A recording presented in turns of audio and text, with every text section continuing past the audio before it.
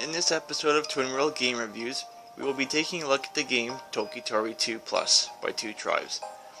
Now, the story in Toki Tori 2 Plus is that a black bubbling threat is coming up from the ground within the island, and it is your job as Toki Tori to find the cause of this threat and to extinguish the threat, basically, and help save your island.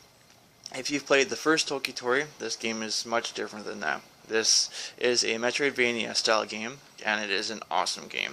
The graphics are just beautiful, the audio is great, I love the sounds, the animations are fantastic. The game has two types of things you can do. You've got your whistle with the one button, and you can do, as you can see, if you hold the button down, the whistle sounds go down. If you just tap it, the whistle sounds go up. That's used for different abilities you can learn later on in the game. If you push that was your A button. If you push your B button, you pound, as the little guy was showing you there. And those are the two moves you basically have in the game to figure out all the puzzles. And there are some pretty tricky puzzles. There are points where you can't progress one way, but you have to go to another way because you don't know how to solve the one type of puzzle. But then as you go further along one path, you actually learn different things that help you solve the puzzles, so you can go back to the second path. Now, as you can see, I'm playing on the gamepad, and there's the logo again. I will go ahead and show you what the game looks like here on the TV screen, well, the gamepad view of it.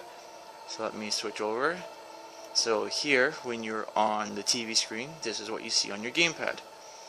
Now, this little point here is where you can warp to later on in the game when you have a certain ability learned or a different song. This little thing here is basically showing you, once you get to that point, you will find the doorway to the next area.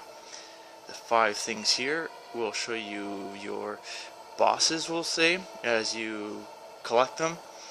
And on top are your 5 different songs that you will learn for later on in the game. One of them will actually allow you to take pictures of the various creatures, and basically an item collection or a photo collection, we'll say, of all the characters in the game. Bringing it back to the gamepad here.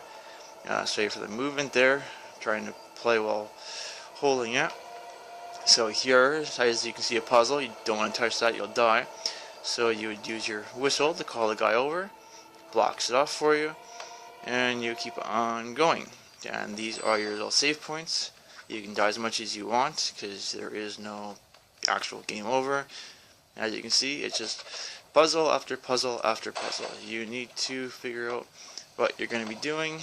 As you're starting off, there are little guys there that will help you and give you little hints and tips, like little whistles or chirps or something. That little thing I just grabbed, you use to collect. I haven't actually collected all of them in the game. There are a lot of them. Something special apparently happens when you collect them all. But all in all, this game is a great game. If you like Metroidvania style games, I would highly recommend picking this up. It's a lot of fun. I would give this a definite 8 out of 10. And that's it for this review.